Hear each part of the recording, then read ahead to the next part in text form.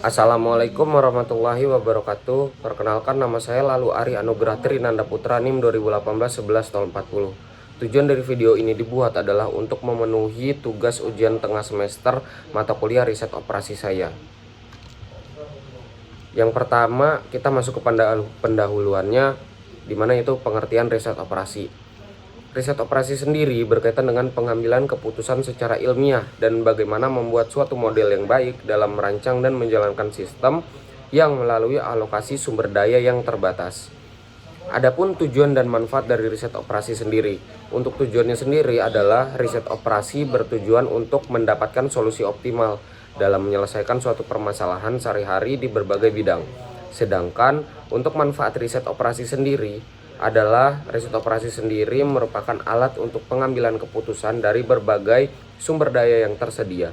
Riset operasi berusaha menetapkan arah tindakan terbaik atau optimum dari sebuah masalah keputusan di bawah pembatasan sumber daya yang terbatas. Kemudian materi yang ini bersinggungan dengan tugas ujian tengah semester saya, yaitu kasus riset operasi di lingkungan sekitar saya.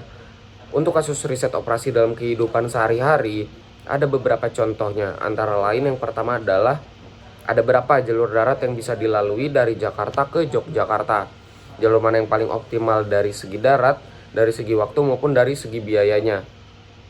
Kemudian yang kedua adalah pembuatan kaleng untuk menyimpan makanan. Berapa ukuran kaleng agar volume tertentu membutuhkan bahan seminimum mungkin.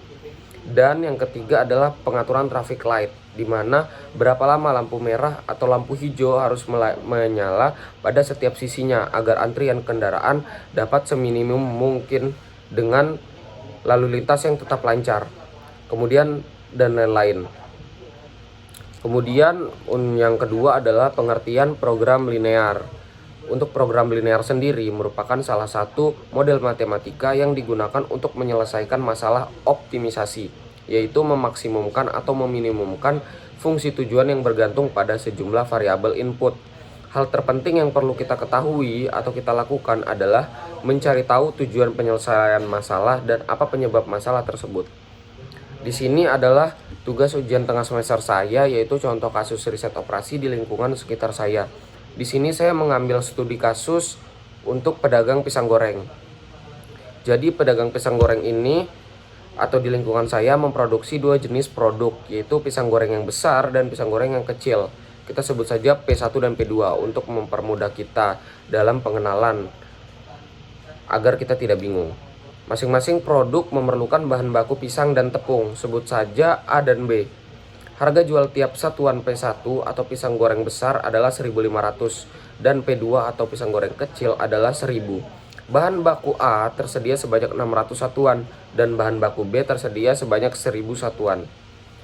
Barang P1, mohon maaf di situ sebenarnya produk P1 membutuhkan 1 satuan A dan 2 satuan B. Sedangkan produk P2 membutuhkan masing-masing 1 satuan bahan baku A dan B.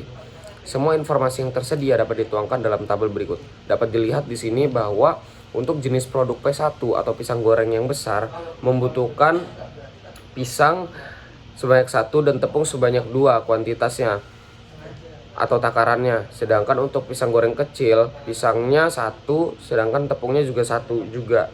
Dan bahan yang tersedia untuk pisang sendiri adalah 600, sedangkan untuk tepung adalah 1.000 satuan.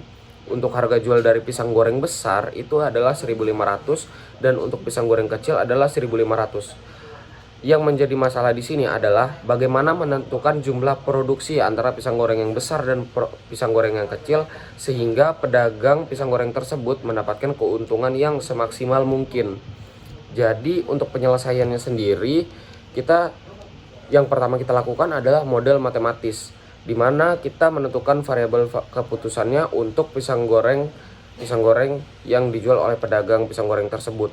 Di mana ada pisang goreng kecil atau P1 kita memakai variabel X1 dan pisang goreng besar atau P2 kita menggunakan variabel X2. Kemudian setelah mendapatkan variabel untuk produknya, kita membuat fungsi tujuannya, di mana Zmax sama dengan 150 X1 plus 100 X2. Mohon maaf saya belum jelaskan 150 dan 100 ini merupakan harga yang saya turunkan dari harga semulanya atau saya hilangkan nolnya 1 untuk mempermudah perhitungan. Setelah mendapatkan fungsi tujuan, kita membuat fungsi kendalanya di mana X1 plus X2 lebih kecil sama dengan 600 dan 2X1 plus X2 lebih kecil sama dengan 1000. Ini maksudnya adalah di mana untuk membuat pisang goreng kita dapat kembali lagi. Jadi untuk bahan produksi pisang ini itu adalah 1P1 dan 1P2 1X2 mohon maaf. Jadi 600 ini untuk P1 dan 2X1 plus X2 itu untuk P2. Kemudian setelah itu kita membuat grafik di mana X1 plus X2 sama dengan 600. 600 ini merupakan bahan yang tersedia. Jika X1-nya 0, maka X2-nya adalah 600. Dan jika X2-nya 0, maka X1-nya sama dengan 600, sama saja. Ini kita misalkan adalah nilainya 0, ini juga kita misalkan nilainya 0. Kemudian untuk 2X1 plus X2 sama dengan 1000, jika X1-nya 0, maka X2-nya adalah 1000. Sedangkan jika X2-nya 0, maka X1 sama dengan 1000 bagi 2, di mana 2 ini dipindah ruaskan dari kiri ke kanan menjadi bagi sama dengan 500. Sehingga kita dapatkan grafik seperti yang telah kita buat ini. Dapat dilihat di sini ada beberapa titik ekstrim yang nanti akan kita temukan titik mana yang paling optimum. Ada titik A, B, C, dan D. A, B, C, dan D. Nah, berdasarkan grafik tadi kita menemukan titik-titik maksimum berikut A, B, C, dan D. Untuk nilai C sendiri kita belum mengetahui berapa nilainya. Jadi untuk menemukan nilai C tersebut kita menggunakan eliminasi dan substitusi, di mana X1 plus X2 sama dengan 600, 2X1 plus X2 sama dengan 1000 itu dikurangkan X2-nya tereliminasi, sisa X1 dan X1-nya sama dengan 400. Kemudian untuk menemukan X2-nya kita menggunakan substitusi, di mana nilai X1 ini dimasukkan ke salah satu persamaan. Jadi misalnya contohnya X1 plus X2 sama dengan 600 ini, nilai X1-nya kita masukkan, maka X2 didapatkan 200. Jadi titik potong titik C tersebut adalah 400,200. Untuk kemudian kita masuk ke fungsi tujuannya. Nah, untuk fungsi tujuan ini kita kembali lagi ke persamaan Zmax tadi dengan nilai X1 dan X2 yang sudah kita ketahui untuk titik-titik potong A, B, C, dan D. Untuk titik potong A didapatkan nilainya adalah 0. Untuk titik B didapatkan nilainya adalah 75.000 dengan memasukkan nilai X1 dan X2-nya.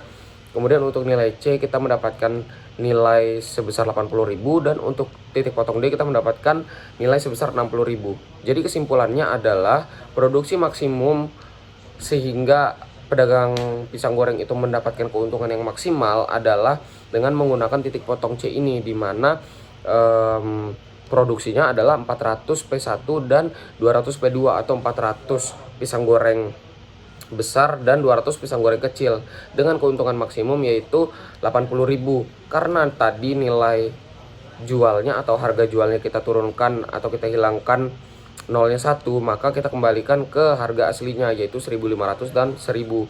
Maka keuntungan maksimum yang didapatkan oleh pedagang pisang goreng tersebut adalah 800.000. Mungkin itu saja yang dapat saya jelaskan atau yang dapat saya presentasikan untuk tugas ujian tengah semester ini. Mohon maaf jika ada salah kata ataupun kesalahan informasi yang saya berikan. Wassalamualaikum warahmatullahi wabarakatuh. Terima kasih.